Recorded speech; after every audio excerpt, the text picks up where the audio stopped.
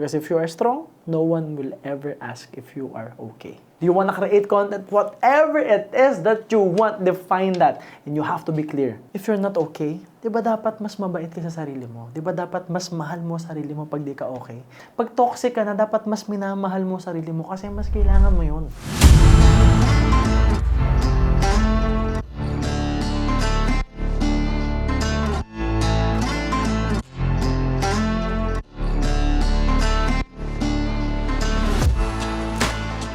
Yes, good day to you guys and welcome to another episode of Principles by MJ Lopez. Here in this podcast, we will talk about life, business, career, leadership, entrepreneurship, and success principles that you can use to manifest and create the life that you want. And today's episode is extra special, mainly because we will talk about something that will help you get rid of your procrastination. Something that will help you find your passion, an idea, a principle that will help you enjoy the process, be happy, move forward in life while having fun, achieve your goals and dreams with fulfillment, and more importantly, avoid burnouts.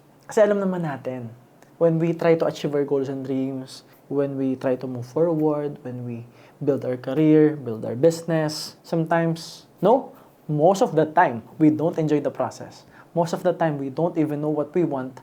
And most of the time, nauubos tayo, nababurnout tayo. There are situations in life where, as an entrepreneur, hindi natin nararamdaman na mahal tayo ng mga tao sa paligid natin, or feeling natin hindi tayo na-appreciate ng mga tao sa paligid natin. Most of the time, we feel alone, we feel left out. Especially mga leaders in the industry, especially mga CEOs, business owners. Because as leaders, they always see us standing tall. Diba? They always see us na malakas, matatag. Tapos naaalala nila tayo, pag may problema, may kailangan, cash advance, mga bagay na ganun. Siyempre, as leaders, as business owners, tayo yung lalapitan. Tayo yung una nilang maiisip. But when it comes to celebration, when it comes to happy moments, when it comes to their wins, hindi na tayo yung kasama nilang mag-celebrate. Pag masaya sila, nakakalimutan nila tayo. Pero pag sobrang bigat ng pinagdadaanan nila, tayo yung unang lalapitan nila. Ganun talaga ang kapalaran ng mga leaders. Ganun talaga ang kapalaran ng mga negosyante. Especially if you are a really strong person. That's the trade-off. Because if you are strong, no one will ever ask if you are okay.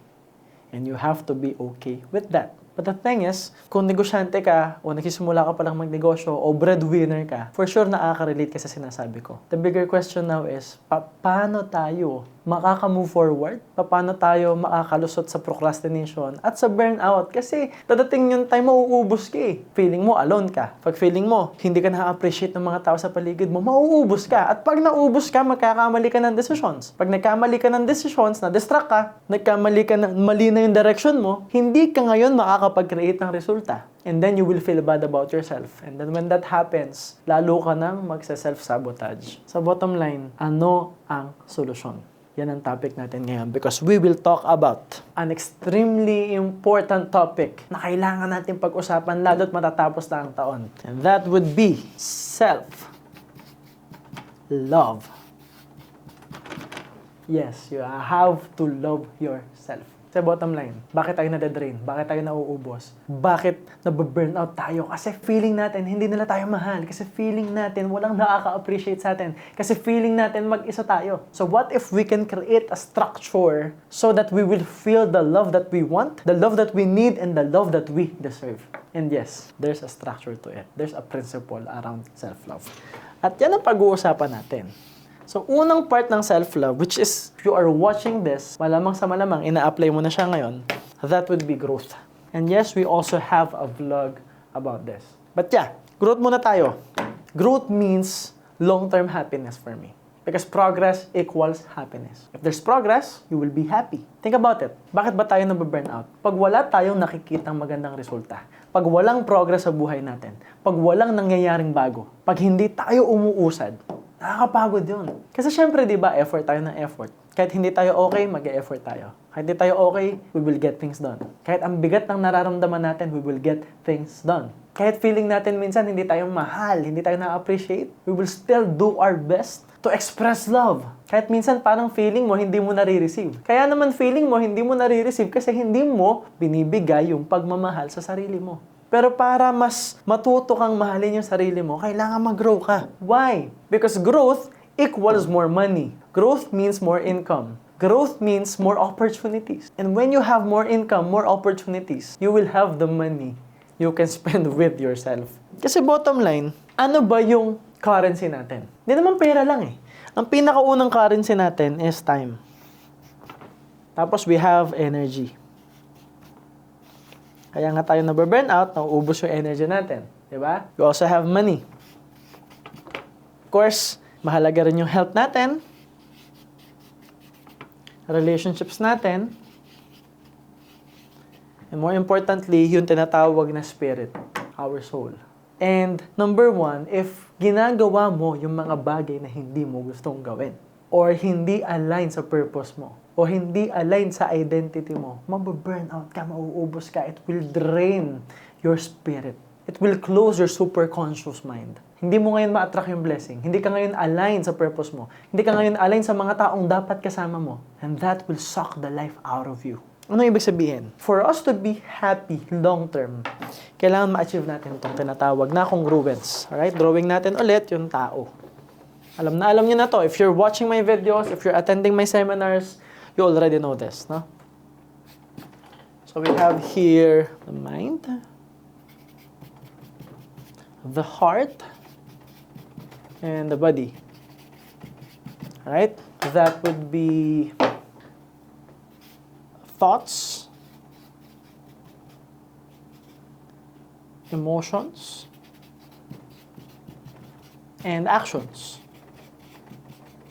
So, ibig sabihin, there are times na alam mo kapag mali yung ginagawa mo. Or alam mo kapag mali yung taong kausap mo. Or alam mo kapag hindi kayo aligned. Maybe you are not judgmental, di ba? Maybe open-minded ka, para sa'yo okay yung ginagawa niya, pero hindi aligned sa pagkatao mo. You can hear yourself saying, this is not who I am. Hindi ako to eh, di ba? You will see and feel that the people around you are trying to influence you to do something and to be someone na hindi ikaw. So bottom line, in your heart, in your body, this is who I am. This is what I want to do. I want to create value. I have integrity. I am responsible. I am a leader. I am an entrepreneur. I'm a salesman. I'm a network marketer. I'm a financial advisor. Whatever it is, you have a clear definition of what you want and who you want to become. And maybe you are also clear with who you are. If not, yun yung unang assignment mo. You have to gain clarity with what you really want. Kasi you cannot be aligned with something that you don't know. Diba? Hindi ka maa-align sa isang bagay na hindi mo alam at hindi clear sa'yo.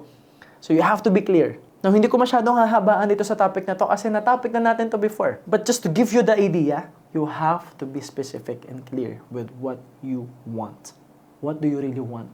What do you want? Do you want a car? Do you want millions of money? Do you want passive income? Do you want financial freedom? Do you want time freedom? Do you want better relationships? Do you want to build a resort? Do you want to build commercial buildings? Do you want to build a mall? Do you want to build businesses, corporations, your own media company? Do you want to create content? Whatever it is that you want, define that. And you have to be clear. After gaining clarity, define who do you want to become. And it's very important that you connect the who with the what. So, pag sinabi mong, okay, I want millions, I want corporations, I want group of companies, I want commercial buildings, I want to build resorts, I want to build hotels. Okay, who do you have to become to be that person? To get those things. So yung mga what, connected sa who yan. Kasi mauuna yung who bago mo makuha yung what. Pero it's easier to actually anchor a what. Kasi yung mga bagay, yung mga tangible things na yan, madali siyang i-anchor psychologically. Kasi visually, nakita mo na yan eh. Visually, nakikita mo siya sa utak mo kasi probably nakita mo siya sa ibang tao na achievable siya. Pero yung who, it's really hard to develop an identity without the tangible stuff. Kaya pinapauna ko yung tanong na what do you want? And then you ask yourself, who do you want to become? And very important that when you answer that question, merong mga peg. Meron kang minomodel na tao. Meron kang ginagaya. Meron kang iniidolo. Kasi yung mga taong iniidolo mo, that will make it tangible to your mind. Kasi tao na yun eh. Nakita mo na yun eh. Visible yung tao na yun sa'yo o yung mga tao na yun sa'yo. Which means it will be easier for you to develop an identity around it. So, pwede mong kunin yung mga bagay na magaganda sa kanila. In my case, I wanna have the brains of Jordan Peterson. Yung galing ng pagkuklose ng deal ni Jordan Belfort, Grant Cardone, 10x everything, right? Tapos yung energy ni Ryan Serhant pagdating sa pagva-vlog. Tapos yung energy ni Tony Robbins. Yung galing niya sa pagpaprocess, sa pagtulong sa mga taong depressed, sa pagtulong sa mga tao, sa mga seminars, yung power. So pinagsama-sama kong lahat ng yun to create MJ Lopez. And of course, why? You have to know your purpose. Bakit mo gustong gawin yon? Bakit gusto mong yumaman? Bakit mo gustong maging milyonaryo? And if you ask yourself over and over, mas lalalim siya. One major example is, ask yourself, okay, gusto ko maging milyonaryo. Why? Kasi when I'm a millionaire, I'm gonna have financial freedom. Why? Kasi hindi ko gusto yung trabaho ko. Ito yung gusto kong gawin. Why? Kasi gusto ko talagang tumulong sa mga tao. Why? Kasi gusto kong maging proud sa akin yung pamilya ko. Gusto kong milyonaryo ako para may time ako sa pamilya ko. Tapos ako yung tao na ikapaproud nila. Why? Kasi simula pagkabata, hindi ko naramdaman na proud ako sa sarili ko. Hindi ko naramdaman na proud sa akin yung pamilya ko. Why? Kasi doon ako lumaki. Ang toxic, ganito, ganyan. So now, lumalalim. Naiintindihan mo yung purpose mo. At pag clear na siya, mas madali mong maiaalin yung sarili mo. So bottom line, this will give you an idea of who you want to become and who you are right now. If you are already a leader, if you are an entrepreneur, if you are a businessman, bottom line, you know your identity. At alam mo sa sarili mo kapag hindi na-align sa identity mo yung ginagawa mo. So, hindi nagmamatch yung heart and body sa mind. Or maybe, hindi nagmamatch yung body sa heart and mind. It's like my mind and my heart screams integrity, screams responsibility, screams leadership, abundance, screams I'm a businessman. Pero yung katawan mo pumaparty. Yung katawan mo nakikipagkwentuhan sa toxic na tao. Yung katawan mo nakikipagplastikan. Diba? Why would you put yourself in that situation? Fucking wrong. It's fucked up. So bottom line, if you focus on growing as a person, that would be self-love. So you have to choose what feeds your mind, what feeds your heart, what improves your body, especially in terms of health, and what feeds your soul. Kasi pag congruent ka, mataas yung energy mo. Masaya ka, hindi ka mauubos, hindi ka mababurn out. And growing as a person will help you gain congruence. Kasi mas matututo kang magdala. Kasi pag nag-grow ka, nag-focus ka sa growth mo, matututo kang iwasan yung mga taong mali. Matututo kang iwasan yung mga maling platform. Matututo kang hindi pakinggan yung mga taong hindi mo dapat pinakikinggan. Matututo kang hindi magpa-impluwensya sa alam mong hindi makakatulong sa'yo. At matututo kang pumili kung ano yung dapat para sa'yo. Because when you grow, you will gain income. When you gain income, now you can invest in the second part of self-love, which is what we call experience. Now, take note. Sa growth, ang ini-invest mo dito is time and energy. Why? Kasi libre naman ang growth. When you watch our vlogs and videos, libre yan. That is why if you find value in what we are doing, please subscribe to our channel and click the notification button. Spotify naman, give us a 5-star rating and share this. Imagine nyo, itag nyo ako. Tapos yung TikTok natin, yung Facebook natin, yung YouTube Shorts natin, yung Instagram natin, i-share nyo sa mga tao. Kasi kung nakakatulong to sa'yo, baka makatulong din sa ibang tao. And that would mean a lot to me. So maraming salamat sa suporta. Maraming salamat sa pakikinig. Pero mas masaya kung mas marami kayong nakikinig. Alright? Now, libre siya. So, pag kumita ka ng pera, take note that you can invest your money on growth pa rin. Diba? Kasi, kagaya natin, magkakaroon tayo ng courses soon. So, makikita nyo yan sa mjlopez.ph.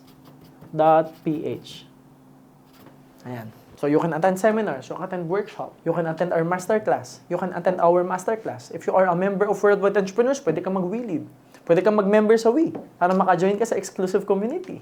Either way, if there's money involved, you will have to spend less time and energy sa trial and error kasi malinaw na yung structure. Kasi pag pumili ka ng course, malinaw yung course eh. Halimbawa, yung success blueprint, malinaw na eh. About success yun, foundation mo sa success. Naka-outline doon yung pag-uusapan natin. So, alam mo na kung ano yung course outline. Alam mo na yung topic. Alam mo na yung pag-uusapan. That way, hindi mo na kailangan maghanap, alin ba yung bagay sa akin? Kasi mag-enroll ka sa course na yun kasi alam mo makakatulong sa'yo. Ang lahat ng content doon, curated na lessons. All effective, straightforward. Tools, principles, work. And you will have a workbook you can work with para mas ma-monitor natin yung growth mo. So bottom line, the more na nag-grow ka, you will have the money so you can spend more in you. That way, mas dadami yung pera mo. Pag dumami yung pera mo, now you can invest in experiences. Experiences means, Hotel. Pwedeng mura, pwedeng pamahal ng pamahal. Pwedeng try mo mag-travel mag-isa. Pwede kang mag-first class. Pwede kang mag-travel sa buong Pilipinas, sa iba't ibang bansa. Pwede kang magpa-massage. Pwede kang mag-try ng iba't ibang food. Try Japanese cuisine. Try ka ng Chinese. Try ka ng Pinoy. Kwek-kwek. Diba?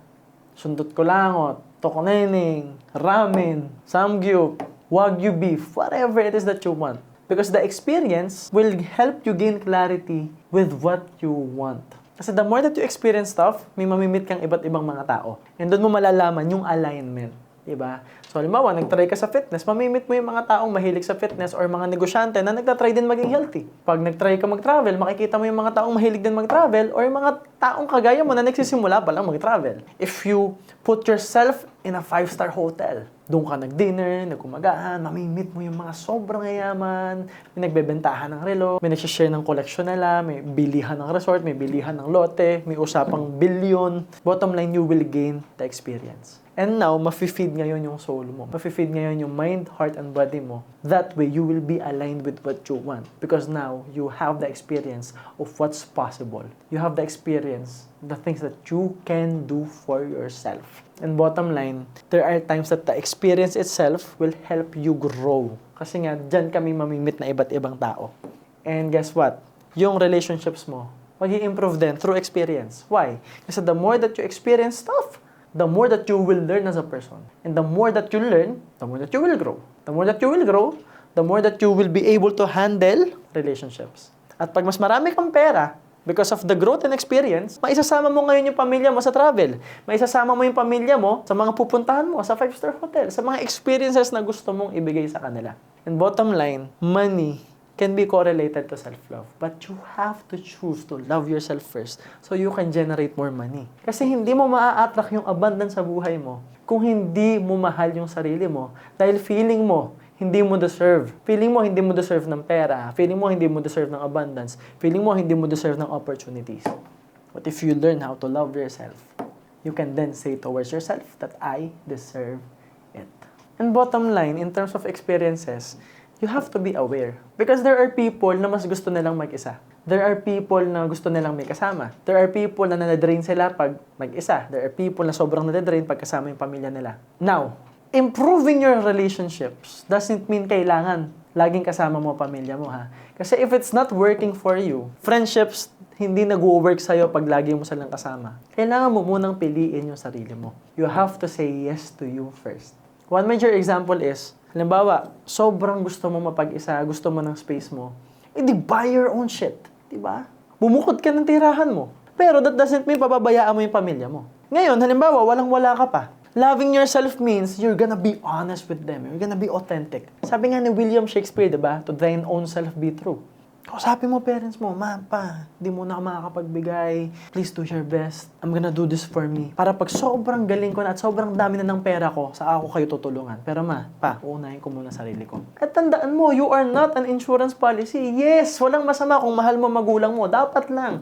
Walang masama kung gusto mo silang bigyan ng mga bagay. Dapat lang. Utang na loob natin yan. Hindi yan responsibilidad. Hindi yan obligasyon. Pero ang sarap niyang gawin, di ba? Ang sarap niyang ibigay sa parents natin. Kasi deserve nila yun eh. Pero tandaan mo that you are the money-making machine. And your fuel is self-love. You cannot go from point A to point B kung wala kang gasolina. At ang gasolina mo, pagmamahal. And most of the time, yung mga tao sa paligid natin, hindi yan ibibigay sa atin. So, kailangan mong ibigay yan sa sarili mo. So, you have to choose yourself first. If staying away from people, friends, will work for you, then do it. Kung gusto mo naman na lagi kang may kasama, lagi mong dikit yung kaibigan mo, tropa mo, pamilya mo, then do it. But you have to be self-aware on what works for you. That's self-love. And the experience itself will give you awareness. So growth will give you the money. The experience will give you awareness. And the last part, which is what we call rewards, will give you what we call a psychological anchor. This will help you build beliefs. Again, more money, more opportunities, growth yan. Diba? Experience, awareness.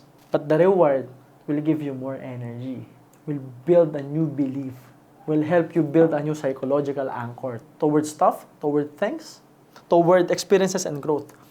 Ibig sabihin, Ang reward, of course, in terms of self-love, hindi laging masaya lang. Hindi laging love-love mo lang yung sarili mo. You also have to sacrifice. And that's also how you love yourself. Parang health na lang. When you are developing your health, hindi laging kakain ka ng masarap. So self-love also means discipline. The highest form of self-love is discipline. Meaning, mahal mo sarili mo doesn't mean bibigyan mo lagi yung sarili mo ng pizza or ice cream or mga bagay na makakasama sa'yo in a long run. Self-love means, I love myself so much, I'm gonna have a healthy diet. I'm gonna focus on my nutrition.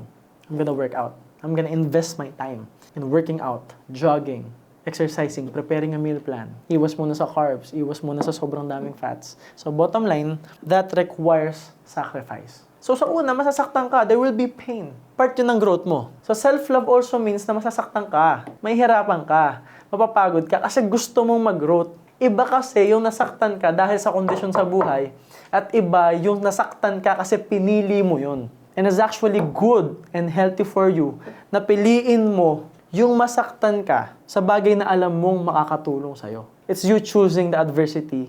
It's you choosing to solve the problem and to face the problem. Diba? It's like, okay, tumataba na ako, paano ako papayat? Paano ako magiging healthy?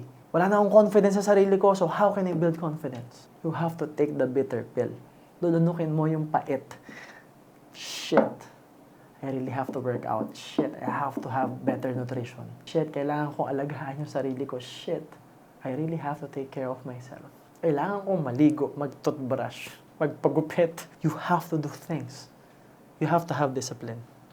So bottom line, since growth requires sacrifice, since achieving your goals requires a lot of time and a lot of energy, and there will be times na kailangan mo munang isakripisyo yung relationships mo, minsan mako-compromise yung health mo, just for the sake of having more money, achieving goals and dreams. Pag may pera ka na, that is the time that you reward yourself. You can choose to reward yourself with growth. May mga ganon ako, na ang reward ko minsan, attend ako kay Tony Robbins, punta ako sa ganito, bili ako ng bagong program. Kasi nakakatulong na sa akin yun eh. Kasi self-love na sa akin eh, na nag-grow ako eh. Sometimes I reward myself with experiences. Gumagala kami ng media team, gumagala kami ng family, punta kami sa ganitong lugar. Minsan nagta-travel ako mag-isa. Kasi ako, kilala ko sarili ko, gusto ko yung tahimik, gusto ko yung mag-isa. Pero syempre, reward, bumibili rin ako ng relo. Suit, pagawa ako lagi ng bagong suit. Pagawa ako ng, bili ako ng shoes, bili ako ng relo. Because for every milestone, bumibili ako ng bagay. But there are rules. Kasi part ng self-love, discipline, hindi ka mauubos. So nangyayari sa akin, everything that I have is a psychological anchor. Like, ito yung suit ko nung nag-start ako magkaroon ng webinars. Ito yung relo nung nagkaroon ako ng brand deals tapos nalampasan ko yung mga problema. Every time I look at my watch, it reminds me of the time, but it also reminds me of the time that I was able to achieve my goals and dreams. When I was able to conquer my fear. When I was able to face the challenges. Every time nahaharap ako sa salamin, makikita ko yung lapel ng suit ko, naalala ko kung paano ako sinukatan, kung paano yung proseso, kung kailan ko to sinuot, kung ano yung araw na unang-unang beses ko itong sinuot, ano yung mga events, ano yung mga problemang nalampasan. And every time na you work really hard, you sacrifice a lot, and you achieve something, iba kasi yung may na-achieve ka. Iba yung gumastos ka for yourself. Magkaibang psychology yun, guys. Kasi a lot of people, pag may na-achieve sila, akala nila, yun na yung reward. Hindi. Iba pa yung reward. May na-achieve ka, for example, you get a milestone. Diba? You earned like 10 million, or maybe 1 million, or maybe 500,000. Or maybe you are able to close a certain deal. Nakabenta ka ng bahay, nakabenta ka ng policy, nakabenta ka ng stock or center, nakapagpa-join ka sa network marketing business mo, nakapag-start ka ng bagong branch. That's a milestone. Maybe you're able to earn X amount of money. That's not the reward yet. That's the achievement itself. Pero iba yung gagastusan mo talaga yung sarili mo. Kasi that way, psychologically, pinipili mo na gastusan yung sarili mo. Pinipili mong bigyan yung sarili mo. You are choosing to spend for you. Ito yung dapat yung tandaan, guys. Have you ever loved someone to the point na ibibigay mo lahat para sa kanya? Have you ever loved someone to the point na hindi siya okay, pero pipilitin mo maging okay siya kahit ikaw mismo hindi ka okay? You feel insecure about yourself, pero araw-araw, maya nire-remind mo siya kung gaano siya kagwapo, kung gaano siya aganda. Hindi ka okay financially, pero pag siya yung wala, tutulungan mo pa rin siya. Kahit gaano kalayo siya. Walang-wala ka na. Pag nalaman mo hindi siya okay, pupuntahan mo. Kahit busy ka, tatawagan mo. Pag may sakit siya, na-frustrate ka pag hindi mo siya pwede at kayang alagaan. And you will do your best na alagaan siya. Inaaral mo yung mga paborito niyang pagkain, paborito niyang kulay. Inaaral mo yung mga bagay na magpapasaya sa kanya. Kinikilala mo siya. Inaaral mo kung saan nanggagaling yung pagiging toxic niya, yung negativity niya. Inaaral mo rin kung ano yung mga bagay na dahilan bakit siya malungkot, dahilan bakit hindi siya okay para maiwasan mo. Inaaral mo yung mga bagay na ayaw niya. Meron siyang goal, tutulungan mo, i-cheer mo. You will do your best na makuha ng mahal mo yung goals niya, yung pangarap niya. At kapag toxic na siya, hindi siya okay, lalo mo siyang mamahalin. Kasi alam mo na kailangan niya ng compassion, na kailangan niya ng pagmamahal. Every time may achievement siya, i-appreciate mo, i-celebrate mo. Ito yung akin. Kaya mo siyang ibigay sa iba. Bakit hindi mo muna ibigay sa sarili mo? Think about it. If you're not okay, di ba dapat mas mabait ka sa sarili mo? Di ba dapat mas mahal mo sarili mo pag di ka okay? Pag toxic ka na, dapat mas minamahal mo sarili mo kasi mas kailangan mo yun. Pag may wins ka, may panalo ka, dapat ina-acknowledge mo sarili mo, dapat ina-appreciate mo sarili mo, dapat nire-reward mo sarili mo. Sa health mo, kung di ka okay, alagaan mo sarili mo. At ma-frustrate ka pag hindi mo inaalagaan sarili mo. Kahit gano'ng kalayo yung dapat mong puntahan, pupuntahan mo kasi deserve mo. Kung may goals ka, kung may dreams ka, i-cheer mo sarili mo kasi tandaan mo, ang kasama mo araw-araw sarili mo. So you have to learn how to love yourself. Kasi bottom line, kung mahal mo sarili mo, mas makakapagmahal ka ng ibang tao. For things to change, you have to change. As within, so without. Because if you are a loving person and you're not loving yourself first, mauubos ka. Time will come that you will be so fucking burnt out. Sobrang bigat. Pero kung mapagmahal ka, tapos mahal mo muna yung sarili mo, binibigay mo sa sarili mo yung pagmamahal na deserve mo, attention na deserve mo, appreciation na deserve mo, you will be happier. You will have a better life. Because you deserve that. You deserve a better life. You deserve a better future. You deserve to be happy. You deserve love. So love yourself. And yes, talking about self-love. And this is me loving myself right now. And I will ask for a favor. Please share this podcast. Please share this video. Alright? I-share mo sa lahat ng kakilala mo. I-share mo sa wall mo. I-my-day mo. I-tag mo ako. Bigyan mo ako ng 5-star rating. Subscribe ka sa YouTube channel. And click the notification button. Help us get more listeners and viewers. Because if you are getting value from this, marami rin tong matutulungan na ibang tao. And I will really appreciate your help and support. So yun lang guys, this is the end of the podcast. And always remember that everything good starts with a yes. And yes, my name is MJ Lopez and see you soon. Love yourself, okay? Bye-bye.